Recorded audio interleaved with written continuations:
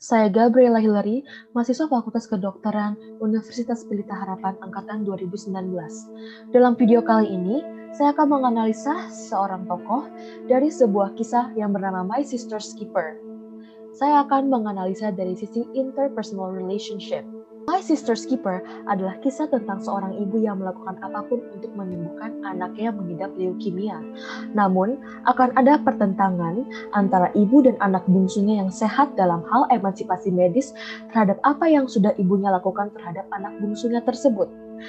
Dalam hal ini, saya akan menganalisa dari sisi interpersonal relationship dari seorang ibu, Sarah Fitzgerald. Posisi Sarah di kisah ini adalah seorang ibu dari 3 orang anak.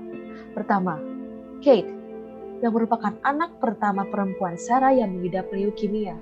Kemudian, Jessie merupakan anak kedua dari Sarah, dan Anna, anak bungsu dari Sarah yang selama ini menjadi donor untuk kesehatan Kate, anak pertamanya. Dalam kisah ini, Sarah menjadi sosok ibu yang teguh dan pantang menyerah terhadap anaknya, yakni Kate yang mengidap acute rhomyocytic leukemia, yakni subtipe yang langka dari AML atau acute myeloid leukemia, dan bersifat agresif.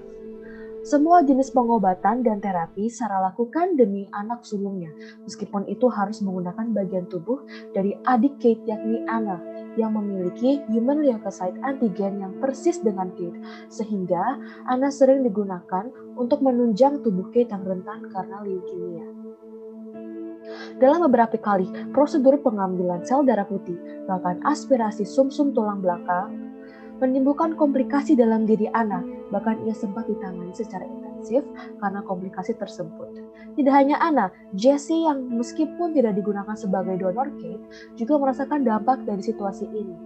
Dalam scene ini, Jessie merasa sedih dan tidak nyaman apabila bersekolah, karena dia memiliki keterbatasan untuk membaca dan menulis, atau yang sering disebut disleksia. Karena hal tersebut, kita sebagai pengamat pasti melihat bahwa Sarah tampak lebih menyayangi Kate daripada Anna dan Jessie. Sarah melakukan segalanya untuk menyembuhkan Kate. Dr. Chance juga berkata bahwa Kate ini adalah sebuah keajaiban atau miracle karena masih bisa hidup di atas umur 5 tahun. Di balik keberhasilan tersebut, kedua anak Sarah yang lain menjadi tampak tidak dipedulikan meskipun bukan itu maksud dan tujuan Sarah yang sebenarnya. Dalam transactional analysis, setiap manusia memiliki 3 ego states, yaitu parent ego states yang bersifat mengontrol anak-anaknya bahkan bisa bersifat overprotective. Lalu, child ego states, yaitu keadaan di mana seseorang menempatkan dirinya sebagai seorang anak.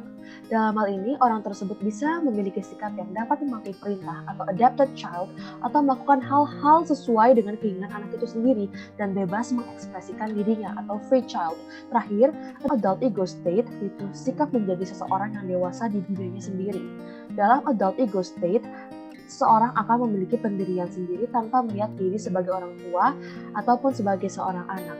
Setiap orang di dunia ini pasti pernah mengalami ketiga stage di atas. Dalam kisah My Sister's Keeper, Sarah lalu mengambil tindakan yang menurut dia terbaik untuk keluarganya. Sarah jarang menempatkan diri sebagai seorang anak yang selalu dalam kontrol orang tuanya dan anak itu bisa merasa tidak nyaman akan kontrol tersebut. Bahkan, adult ego state Sarah juga tertutup dengan parent ego state-nya yang mendominasi. Dalam video ini ada beberapa peristiwa di mana Sarah kurang bersikap rasional, misalnya scene ketika Kate ingin jalan-jalan ke pantai. Sarah sangat menentang Brian suaminya yang hendak membawa Kate ke pantai dan bahkan sampai membawa-bawa perceraian. Padahal Dr. Chance sudah mengatakan itu tidak akan membuat Kate tambah sakit dan akan membuat Kate senang. Lalu, solusi atas masalah yang sedang Sarah hadapi adalah alangkah baiknya apabila Sarah tidak hanya bersikap seperti orang tua, dia harus juga mencoba menyelami child ego state, menempatkan diri bagaimana kalau dia memiliki orang tua seperti Sarah, yakni dirinya sendiri. Di sini Anna merasa hak untuk memiliki hidup yang lebih baiknya diambil. Dengan demikian, Sarah dapat menjadi berpikir rasional dan tidak perlu menjadikan Anna sebagai pendonor ginjal yang akan membuat kualitas hidup Anna menurun. Lalu, Sarah juga harus lebih terbuka atau open-minded, sehingga ketika Kate bilang bahwa ia ingin semuanya berakhir, Sarah menjadi terbuka akan hal itu. Karena, apa gunanya menyembuhkan orang dengan mengorbankan orang lain jika orang yang disembuhkan tidak menginginkan hal itu.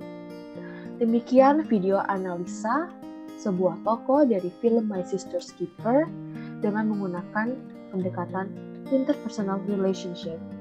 Terima kasih dan sampai jumpa.